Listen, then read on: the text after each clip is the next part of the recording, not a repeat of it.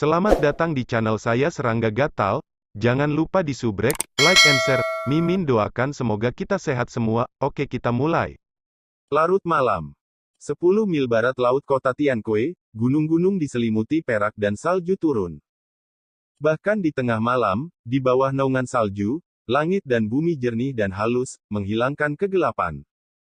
Di tengah danau Qianshui yang dikelilingi oleh pegunungan, sebuah perahu tenda beriak di dalamnya.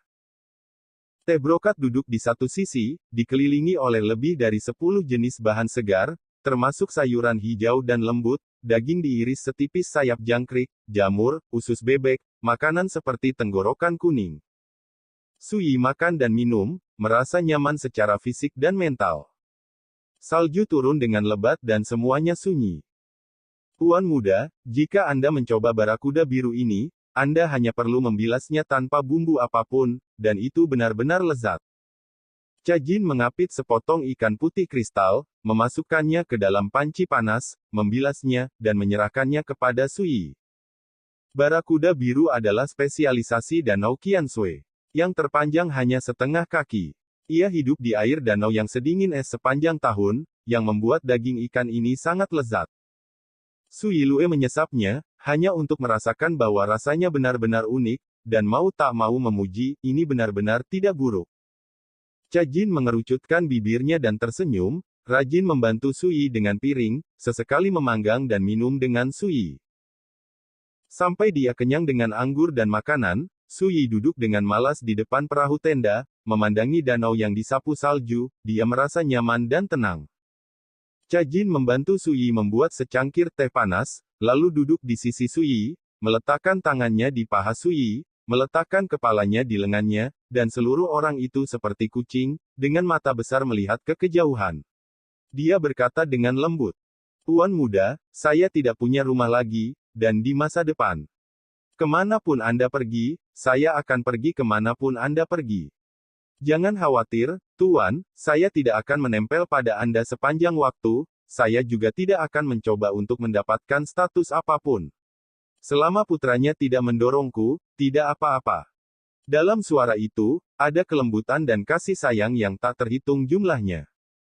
Sui dengan ringan membelai rambut Cajin dengan jari-jarinya, dan berkata dengan santai, "Berkultivasi di dao itu sulit, akan ada banyak malapetaka di sepanjang jalan, jika kamu tidak takut, aku akan meninggalkanmu sendirian." Berbicara tentang ini, dia menghela nafas dalam hatinya. Itu juga ditakdirkan untuk mengumpulkan lebih sedikit dan meninggalkan lebih banyak di masa depan. Ini adalah jalan spiritual.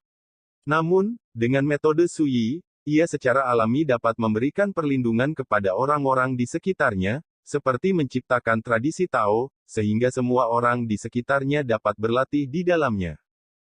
Hanya, ketika dia pergi untuk mencari ilmu pedangnya sendiri, dia akan pergi untuk waktu yang sangat lama. Tentu saja, terlalu dini untuk mengatakannya. Mendengar jawaban Sui, Cajin tampak tenang, dan senyum manis muncul di wajahnya. Baginya, mendapatkan janji seperti itu dari Sui adalah sesuatu yang tidak pernah dia bayangkan sebelumnya. Bagaimanapun, Sui hanya memperlakukannya sebagai pelayan sebelumnya. Hah! Tiba-tiba, brokat teh menempel di paha Sui. Lengan giok sedikit membeku dan tersentuh oleh benda keras. Dia langsung tersipu, mengangkat kepalanya dan menyipitkan mata pada Sui dengan malu-malu dan malu-malu. Melihat Sui memegang cangkir teh di satu tangan, dia berkata dengan ringan, "Bagaimanapun, saya juga seorang pria muda dengan darah yang kuat. Jika tidak ada reaksi seperti itu, apakah saya akan tetap menjadi seorang pria?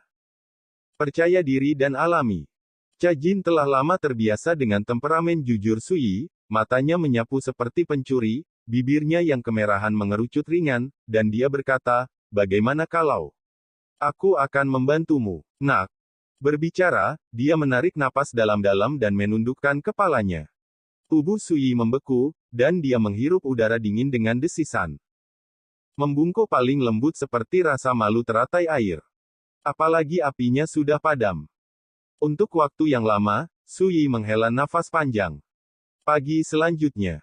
Langit cerah, ditaburkan di danau Qianshui, dan air danau berkilau seperti emas pecah. Setelah Sui bangun dari perahu Wupeng, dia mengambil brokat teh dan kembali keluar kota Tiankui. Cajin mengangkat kepalanya, dan suara siulan datang dari bibirnya. Ini memanggil elang sisik biru. Hari ini mereka berencana untuk kembali ke Big Week. Apa yang kamu pikirkan? Su Yi tertawa.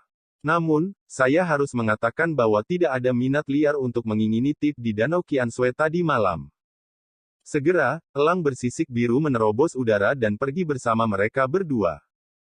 Dengan menyebarnya malam, berita tentang Su Yijian mengalahkan Qiu Hengkong dan menguasai Sekte Bulan Lun juga menyebar ke seluruh dunia Wei besar, menyebabkan gelombang besar. Kaisar Wei besar terkejut dan menyesal, dengan Su Yi di Zhou besar, siapa yang bisa dibandingkan dengan dia di Wei besar. Dan ketika berita itu menyebar ke Dazu, dari ibu kota giok ke-6 negara bagian di dunia, terjadi kegemparan, menyebabkan sensasi yang luar biasa. Saya tidak tahu berapa banyak orang yang tidak percaya. Ilmu pedang satu orang di Dawei seperti memasuki ranah siapapun, dan itu bahkan lebih menindas tanah suci budidaya pertama Dawei, Sekte Roda Bulan, menundukkan kepalanya, Tuan Su Yi benar-benar ilahi. 5 besar.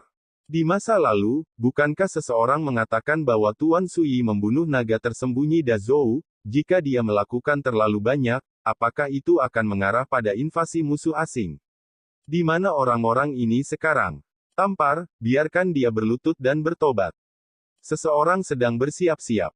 Kami memiliki Tuan Su Yi di Minggu Besar, negara ini bisa kokoh, dan dunia akan selamanya. Di dunia sekuler, sebagian besar seniman bela diri telah mengubah pandangan mereka tentang Su Yi dan sangat menghormatinya. Kaisar bepergian, dan membesarkan Zhou Guowei saya yang agung, suatu prestasi, hitung tahun-tahun terakhir, bagaimana itu bisa terjadi? Istana ibu kota Giok, Zhou Zili, yang mendengar berita itu, juga bersemangat dan menamparkan pahanya. Tetapi segera, dia tidak dapat menahan kekhawatiran, karena dia tiba-tiba menemukan bahwa, karena dia sekarang duduk di dunia, dia tidak dapat menemukan harta yang menarik untuk memberi hadiah kepada Su Yi. Atau, pilih sekelompok wanita cantik yang menakjubkan untuk dikirim ke Brother Su. Tidak benar, jika demikian, bukankah itu akan membuat Brother Su berpikir bahwa dia adalah orang yang serakah di sentrifugal saya yang terkenal? Lupakan saja, mari kita ambil beberapa harta langka dari perbendaharaan istana dan mengirimnya. Meskipun saudara Su mungkin tidak peduli, saya harus cukup mengungkapkannya. Setelah Zhou Zili memberi perintah, dia mau tidak mau melihat guru nasional Hong Chanxiang yang telah membantunya dengan urusan pengadilan di aula utama, dan bertanya, Guru Nasional, menurut Anda apakah harta ini cukup? Masih berpikir itu tidak cukup. Menghentikan pikirannya, Hong Ken berkata, Yang mulia, yang penting adalah hatimu. Zhou Zili menghela nafas dan berkata, kalau begitu. Itu saja. Ketika saya punya waktu untuk bertemu langsung dengan saudara Su, saya akan mengucapkan terima kasih. Pertarungan Su Yi di Sekte Great Wei Yuelun tidak hanya sesederhana meningkatkan kekuatan Great Zhou Guowei, tetapi sebenarnya itu akan memiliki pencegah yang sangat menakutkan bagi Great Wei. Inilah yang penting. Gonzu, Akademi Tianyuan. Paviliun Mingkuan. Itu menyebabkan masalah. Ning Xijia tersenyum dan menatap Su Yi yang duduk di sana minum teh, dan berseru kagum. Dia juga mendapat kabar belum lama ini. Ketika dia mengetahui bahwa Qiu Hengkong dan raksasa Kendo lainnya dikalahkan oleh Su Yi, dia terkejut. Berita itu menyebar begitu cepat. Su Yi menggelengkan kepalanya sebentar, ngomong-ngomong, bukankah kamu mengatakan ada sesuatu yang penting? Lansu menerima berita kemarin bahwa ada perubahan mendadak di kedalaman, Laut Ranling, tempat pembunuhan pertama di Dakin. Diduga peninggalan kuno lahir. Ning Xijia berkata dengan lembut, dikatakan bahwa pada waktu itu, ada penglihatan luar biasa di langit, menutupi ribuan kaki di langit. Su Yi mendengus, menunjukkan minat, dan berkata, apakah ada hal lain yang perlu diperhatikan? Ning Xi berkata, saya tidak tahu. Lansu tidak merinci, dia hanya bertanya dari tuannya, Yang Mulia Yun Lang, bahwa perubahan mendadak di kedalaman laut yang kacau diduga terkait dengan itu. Taoisme kuno bernama Kueng Xianjian Lou. Kueng Xianjian Lou itu hanya kekuatan kultivasi kuno, dan karakter di sektenya sangat berani sehingga mereka berani menyebut diri mereka abadi. Sui mengangkat alisnya, ini mengingatkan saya pada sesuatu, seringkali kekuatan pembudidaya iblis, yang suka menambahkan kata, dewa, dan, sian, ke nama Tao-nya. Mengambil ini sebagai memproklamirkan diri sendiri menyatakan seseorang untuk menyingkirkan tubuh vulgar dan biadab, dan menjadi orang yang mengolah jalan abadi. Ning Xiyu tidak bisa tidak terkejut, apakah ada hal seperti itu? Ini pertama kalinya saya mendengarnya, apakah rekan Tao itu tertarik dengan perubahan yang mengejutkan ini?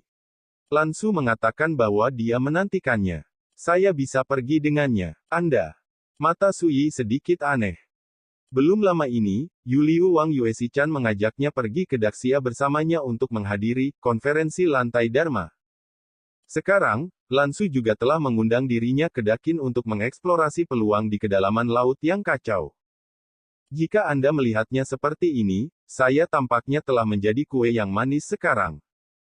Memikirkannya, Sui hendak berbicara ketika tiba-tiba seekor burung pipit yang menyala dengan cepat terbang dari langit di kejauhan, dan mendarat di pohon pinus tidak jauh dari paviliun Mingkuan. Di cakar burung gereja, ada surat yang disegel. Cakar burung pipit ringan mengendur, dan surat rahasia itu jatuh ke dalam kehampaan. Ledakan. Sebelum jatuh ke tanah, surat rahasia itu tiba-tiba meledak, dan api dan hujan memercik, dan seorang biarawan gemuk dan tinggi muncul dari udara tipis. Mengenakan jubah biksu, dengan wajah berminyak, itu adalah biksu Hongji dari Sifangge. Dia pertama-tama membungkuk meminta maaf kepada Sui dan Ning Siji, biksu itu mengambil kebebasan untuk datang ke sini, dan saya harap kalian berdua tidak aneh. Sui duduk di kursi rotan dan berkata dengan penuh minat, siapa yang mengajarimu teknik berubah menjadi ilusi? Biksu Hongji buru-buru berkata, ini hanya mantra kecil, itu adalah kesempatan kecil yang didapat biksu dari Gunung Api Perak, dan dia tidak sabar menunggu aula yang elegan. Sui berkata, ketika Anda menggunakan teknik ini di masa depan, Anda harus ingat untuk tidak menjadi sasaran beberapa orang mesum, jika tidak, Anda harus dipaksa untuk mengubah Anda menjadi kecantikan yang menawan. Senyum biksu Hongji mandek, dan seluruh tubuhnya menjadi dingin, dan dia tersenyum pahit, biksu, saya hanya bisa berubah menjadi benda sekarang, tapi saya tidak bisa benar-benar berubah menjadi makhluk hidup. Katakan, apa yang kamu lakukan di sini? Sui bertanya. Biksu Hongji tampak serius, dan berkata, pernahkah Anda mendengar bahwa Tuan Su telah mendengar bahwa ada perubahan mendadak di kedalaman lautan bintang yang kacau di Qin besar? Sui dan Ning Xiyu saling melirik, dan mereka berdua mengerti bahwa biksu ini juga ada di sini. Baru dengar. Sui Dao. Lalu, apakah Tuan Su tertarik untuk jalan-jalan? Biksu Hongji dengan cepat berkata, tentu saja, Master dapat menganggap undangan ini sebagai permintaan dari Paviliun Sifang. Jika Master setuju, dalam tindakan ini, Master dapat mengambil 70% dari semua keuntungan. Dan Paviliun Sifang saya akan memberikan informasi paling rinci untuk putranya. Sui mengangkat alisnya dan berkata, mengapa kamu Sifangge akan terlibat dalam operasi ini? Ini tentang etika. Taoisme ini pernah terkenal di benua Changqing sejak lama, dan itu adalah salah satu dari 3 tempat suci Taoisme iblis. Mendengar ini, mata Ning Siji memancarkan warna aneh, dan dia hanya bisa melirik Sui.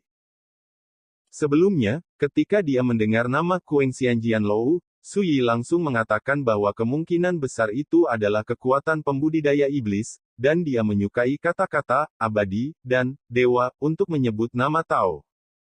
Saya tidak pernah memikirkannya, tetapi itu dalam satu kalimat. Sui berkata, begitu saja. Dia adalah kaisar iblis yang sangat kuat. Raja iblis. Ning Xijia terkejut. Sui tidak bisa tidak terlihat terkejut, dan tidak bisa tidak mengingat bahwa di halaman Prajna Zen di kedalaman Suetu Yaoshan, seorang biksu berbaju putih yang mengendarai naga dan menjelajahi langit berbintang sejak lama berjalan keluar, itu pasti menjadi eksistensi kekaisaran, atau bahkan lebih kuat. Sekarang, Biksu Hongji benar-benar mengatakan bahwa pendiri, Kueng Xianjian Lou, kemungkinan besar juga seorang kaisar iblis, yang secara alami membangkitkan minat besar Sui. Perlu dicatat bahwa di benua Changqing hari ini, pembudidaya Yuan Dao adalah semua makhluk teratas di suatu negara, dan pembudidaya Ling Dao bahkan lebih seperti naga, hampir seperti legenda. Tetapi jelas bahwa dahulu kala, tidak hanya ada banyak tradisi Tao kuno, tetapi juga kerajaan kekaisaran di benua Azure ini. Su Yi berkata pada dirinya sendiri. Di Great Wilderness Kyushu, kekuatan utama dunia dibagi menjadi 3, 6, 9, dan seterusnya. Di antara mereka, yang berdiri di posisi kelas 1 di dunia adalah Taoisme, kekaisaran. Seperti 3 daomen besar, 6 sekte setan besar, dan Akademi Kyushu, mereka adalah salah satu dari sedikit sekte kekaisaran di Gurun Besar. Di luar garis keturunan kekaisaran, ada 4 kekuatan yang lebih menakutkan, yang dikenal sebagai 4 kutub gurun besar. Saat itu, Xuanjun Dongtian, yang dibuat oleh Su Yi adalah salah satu dari 4 kutub Great Wilderness, dan itu adalah kutub yang paling kuat. Tiang, dalam apa yang disebut 4 tiang, mengacu pada kaisar yang duduk di kerajaan. Dengan kehidupan Su Yi sebelumnya, kekuatan kendo dari Great Wilderness Kyushu, pedang yang menekan langit, secara alami berada di posisi teratas dari 4 kutub Great Wilderness. Biksu Hongji tersenyum dan berkata, jika bukan karena ini, saya tidak akan datang untuk mengganggu putranya. Donghua Jianzong, Kuil Sanglin, Suan Yue Guan, dan pasukan lainnya semuanya bertekad untuk memenangkan kesempatan ini. Selain itu, menurut informasi yang kami tanyakan dari Paviliun Sifang, Master Sekte-Sekte Yinsa juga secara diam-diam mengundang sekelompok iblis tua jahat, yang telah berangkat ke kedalaman lautan roh kekacauan. Setelah jeda, dia tampak aneh dan berkata dengan suara rendah, juga, perampok rumah, yang telah tidak aktif di 3 kerajaan Dawei, Dazu, dan Dakin selama bertahun-tahun, serta beberapa orang dengan warisan kuno. Karakter kejam juga sangat mungkin untuk pergi. Dapat dikatakan bahwa reruntuhan menara pedang abadi ini telah menjadi gemuk di mata para praktisi di seluruh dunia, dan semua orang tampaknya menggigit. Paviliun Sifang saya tidak terkecuali. Ketika dia mendengar ini, Su Yi akhirnya tergerak. Dia sangat tertarik dengan House Snatchers, dan dia selalu ingin belajar, dari pesawat dunia mana para penjamret rumah ini berasal. Apakah kamu punya rencana untuk Sifangge? Su Yi bertanya. Biksu Hongji segera menunjukkan sedikit kegembiraan, dan memperhatikan bahwa Su Yi tampaknya tergoda. Informasi paling detail. Su Yi tercengang sejenak, dan berkata, apakah itu yang kamu katakan di awal, Tetua Agung, yang cantik, dan seperti peri di langit? Biksu Hongji mendengus, pertama-tama melirik burung mempesona yang berdiri di pohon pinus di kejauhan, dan kemudian berkata dengan sungguh-sungguh, tepat. Jika kita berbicara tentang kecantikan, Penatua Agung kita benar-benar terobsesi. Negara hancur, dan jika putranya melihat sosok aslinya, dia pasti akan mengerti bahwa semua pujian dari hati biksu dan saya tidak cukup untuk menggambarkan penampilan sesepuh yang agung. Su Yi menyela dengan marah, oke, kamu hanya akan menyanjung orang tuamu, jangan lakukan itu di depanku. Biksu Hongji segera menjadi malu. Ning Sijie tidak bisa menahan senyum, bagaimana mungkin dia tidak melihat bahwa semua pujian dari Biksu Hongji tidak lebih dari rasa takut pada Penatua Agung. Kapan kamu akan berakting? Su Yi bertanya. Itu tergantung pada rencana perjalanan dan pengaturan Tuan Muda, tetapi lebih baik sedini mungkin. Biksu Hongji dengan cepat berkata, menurut perkiraan kami tentang Paviliun Sifang, dalam 9 hari, reruntuhan Kungsian Jianlou di kedalaman Laut Chaos Spirit kemungkinan besar akan muncul sepenuhnya. Berapa lama waktu yang dibutuhkan untuk pergi ke Great King Chaos Linghai? Su Yi bertanya lagi. Menjemput kamu. Oke, kalau begitu kita akan pergi dalam 3 hari. Su Yi membuat keputusan. Dia melirik matanya dan melihat bahwa Ning Siji juga sangat tersentuh, dan berkata dengan suara yang dalam, rekan Taois Ning, Anda tidak ingin maju. Pergilah, jika perjalanan saya benar-benar bermanfaat, saya akan memberi Anda bagian. Ning Xiyu terkejut, meskipun dia sedikit menyesal, dia mengangguk dan setuju. Dia tahu apa yang dipikirkan Su Yi, dan khawatir bahwa kerabat dan teman-teman Akademi Tianyuan tidak dijaga, dan apa yang terjadi ketika mereka pergi. Dengan dia yang bertanggung jawab, Anda tidak perlu khawatir tentang itu. Bahkan jika ada bahaya ketika Sui pergi, Anda dapat pergi ke Gunung Layar Giok, yang berjarak 100 mil dari Akademi Tianyuan untuk menghindari bencana. Lan Su, bagaimana aku harus menjawab? Ning Si bertanya. Sui berkata, katakan padanya, jika ada kesempatan, temui saja di kedalaman kekacauan. Ning Xia mengangguk dan setuju. Segera, Biksu Hongji pergi. Dalam 3 hari berikutnya, Sui memiliki kehidupan yang sangat santai. Selain berlatih, ia bermain catur dengan Wen Lingsui dan menginstruksikan lawan untuk berlatih. Sui adalah yang paling bahagia dan paling santai saat bersamanya. Kakak perempuannya Wen Lingzhao juga di Akademi Tianyuan, tetapi sejak Sui muncul, Wen Lingzhao tampaknya secara sadar menghindari kemungkinan bertemu dengannya, hampir tinggal di rumah. Sampai hari ini, keduanya tidak pernah bertemu lagi. Sui secara alami tidak akan peduli tentang ini. Masalah memasuki keluarga Wen di masa lalu telah lama menghilang, sehingga Sui tidak membenci Wen Lingzhao atau terlalu peduli. Sama seperti kata yang dia tulis kepada Wen Lingzhao di awal, 1 berbeda dan 2 lebar, dan semua orang bahagia. Selama periode ini, Sui juga mengetahui bahwa di bawah persiapan Ning Xihua, sekte Tao Suanyan mulai terbentuk. Musi, Puyi, Jiang Tanyun, Lu Changfeng, Xiao Tiankui dari Lanling, Yuan Wutong, kepala keluarga Yuan di Kabupaten Yunhe, Zheng Tianhe, kepala keluarga Zheng di Gonzu, dan yang lainnya semuanya bergabung. Memiliki tanggung jawab. Selain itu, Chen Zheng, Marquis of Wuling, Huang Yunchong, penguasa klan Huang di kota Guangling, dan teman-teman lama Sui lainnya juga telah menyatakan aspirasi mereka untuk menjadi anggota sekte Tao Suanyan. Sui cukup puas dengan pengaturan Ning Xihua. Jangan membeda-bedakan berdasarkan tingkat kultivasi dan status, dan undang semua teman yang telah berteman baik dengannya ke dalam sekte Tao Suanyan. Ini juga merupakan niat awal dari janji Sui untuk menciptakan kekuatan ini.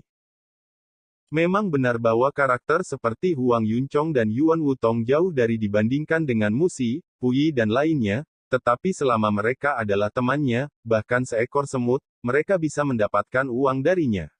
Tempat berlindung. Selain itu, Sui juga menerima hadiah ucapan selamat dari Zhou Zili, Pangeran Zhou Agung, untuk mengucapkan selamat kepadanya karena telah mengalahkan sekte Bulan Lun dalam pedang Wei besar, dan untuk meningkatkan kekuatan Zhou Guo Wei.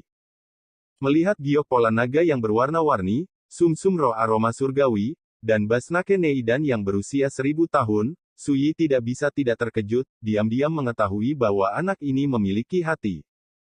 Ketiga harta ini semuanya sangat berharga, dan mereka dapat digunakan sebagai bantuan tambahan ketika dia mencapai keadaan ini dia di masa depan. 3 hari berlalu. Di pagi hari, itu hanya fajar. Seekor burung besar yang tidak menyenangkan dengan sayap merah menyala datang dari cakrawala yang jauh. Itu adalah patung lampu merah yang dikirim oleh si Fangge untuk menyambut Sui. Di belakang burung yang tidak menyenangkan ini, ada sosok cantik yang duduk. Sekian dulu update-annya, tunggu lanjutannya di channel saya Serangga Gatal, di subscribe ya guys.